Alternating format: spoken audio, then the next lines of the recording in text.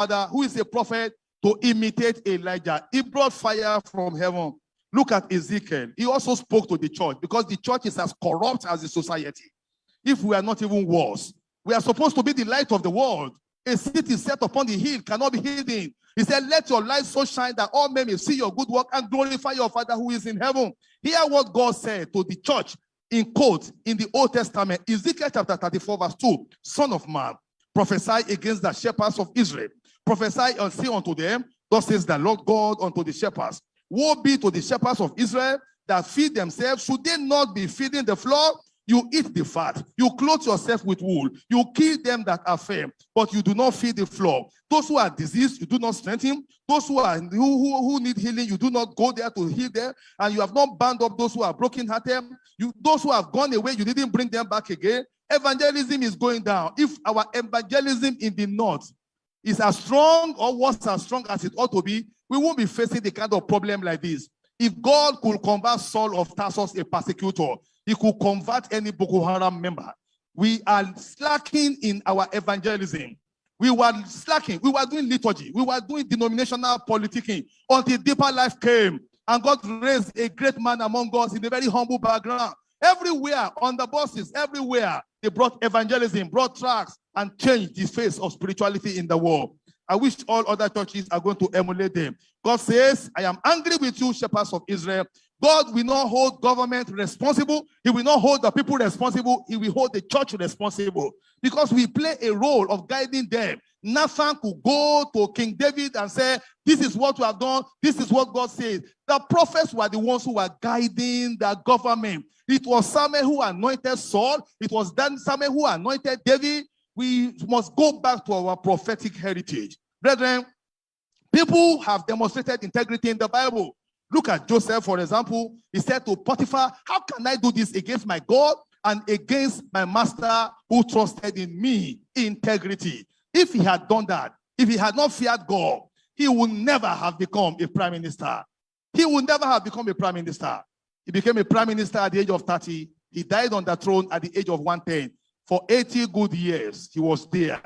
Look at Prophet Samuel. Who among our leaders can do what Prophet Samuel did? At the conclusive part of his ministry, hear what he said. Behold, here I am. I am transparent. Witness against me before the Lord and before his anointed. Whose ox have I taken? Whose ass have I taken? Whom have I defrauded? Whom have I oppressed? Or from whose hand have I received a bribe to blinding my eyes?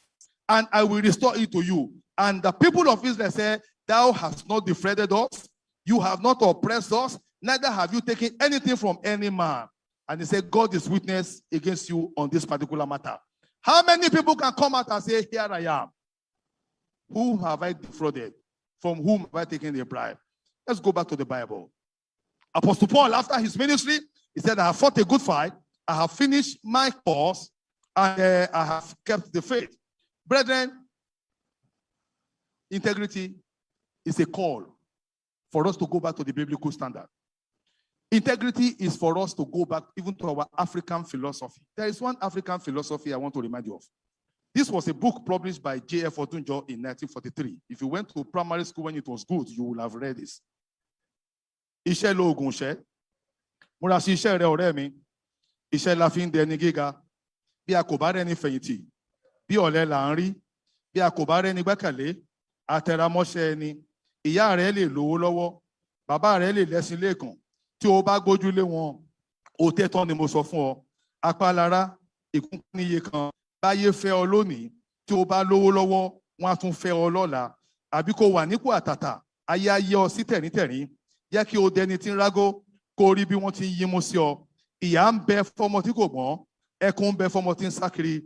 Má fòwúrọ̀ ṣeré ọ̀rẹ́ mi, múra ṣiṣẹ́, ọjọ́ ń lọ. Please give me 5 more minutes and let me round off this. They learn even from the musicians among us. Look at this song by Ebenezer Obey. Ẹni rí nǹkan he tó fẹ́ kú pẹ̀lú ẹ o, ọwọ́ ẹni tó ti sọnù ńkọ́. Ayé la bá, ayé la ó fi sílẹ̀ sí, dúró náà, wẹ̀yìn rẹ̀ wò, àgbájọ owó mà ní, Wọ́n ló ń gbẹ́rù dórí àwọn ọmọ wa, ẹ má mà jẹ́ kan taraka. Èní la rí o, kò máa ṣẹ̀dá tó mọ́la, níṣe láyé yìí ẹ̀dá kan tọ́ lẹ́yìn ni, ká parapọ̀ ká rorí. And so on and so forth. People call us there. The gospel is asking us to evangelize. The gospel is asking us to fight against all the enemies of the cross. The nature of man is fighting against us. Persecution is fighting against us. Heresies are fighting against us. Other religions are fighting against us. Communism is fighting against us. Secularism is fighting against us. Philosophy is fighting against us. Paganism is fighting against us. And all sorts of evil practices are coming up today, like homosexuality, like so many other things are coming here. The church has a lot of work to do. We need to stand, brethren, to defend this Christian church. People who stood courageously. Moses said, let my people go. Joshua said, choose today who you will serve. Elijah challenged the prophets of Baal. Deborah was able to lead a battle against the enemies of Israel under Barak, and Amos was able to fight for righteousness. Esther was able to intervene at the point when the lives of all the Jews were in danger. The decree was already signed. They were to be killed by their secret agenda. But Esther was there. And God said to Esther through Mordecai, who knows if it is for a time like this that God has put you there. It is for a time like this that God has given unto us a pastor as a vice president of Nigeria. The Lord will strengthen him to be able to help us to also make the difference we require in the name of Jesus Christ. Martin Luther stood up against all the errors of the church at that time. William Wilberforce stood up against slavery. Mary Slessor stood up against killing of twins. Martin Luther King Jr., a man of the church of the Baptist Church, stood up against black segregation in America. And the ministry of Baba Kumuyi, like an apostle Paul, he has risen up as an apostle of our time.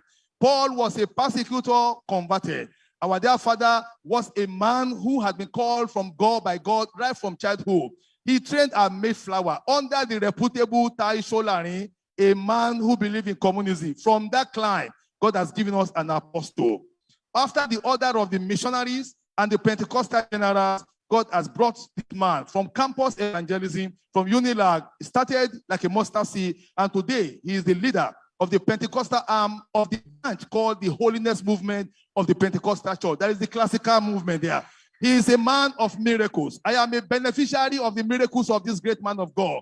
The dead have been raised, the sick have been healed, 20 people have been prospered, his prophecies have come to pass. He has taught the lives of so many people. He has a voice. His teachings, his tapes, his books, his life is an epistle people are reading. He is indeed the apostle of our time and the prophet of our time.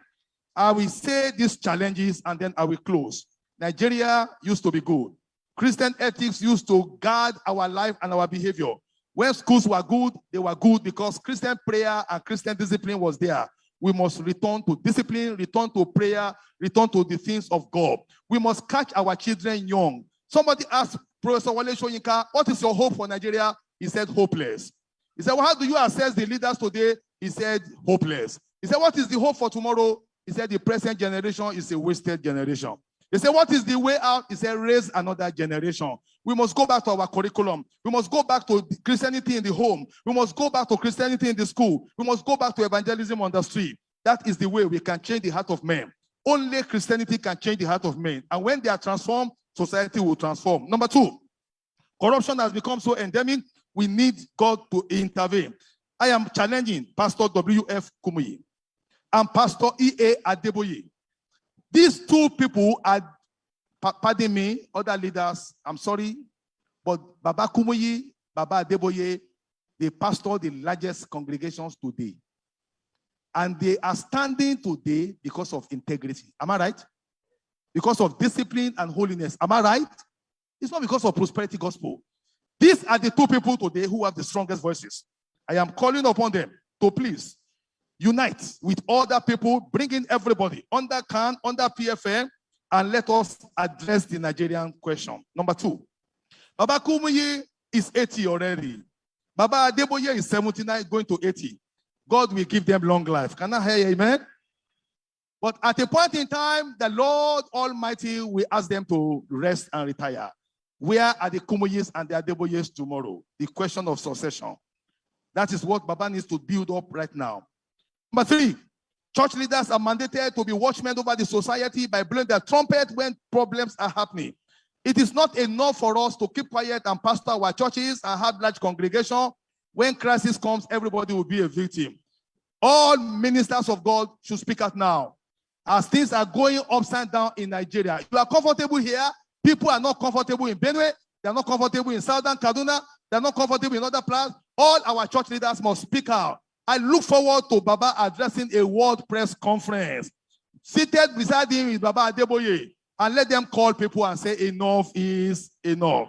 They need to lead other people to convene a high-powered meeting with the president. If the vice president is here, representing the highest authority in this country, next only to the president, the federal government is here. Only Baba Kumuyi or Baba Adeboye will have the capacity to bring the federal government to attend a biography launch like this. Let Baba and all other leaders and primates and prelates of the Methodist Church, let them sit down with the government of this country and say, let us sit down at the round table and let us guide you as a prophet. Let's get out of this problem. There's a quagmire. People are hopeless. People can't travel. People are in fear.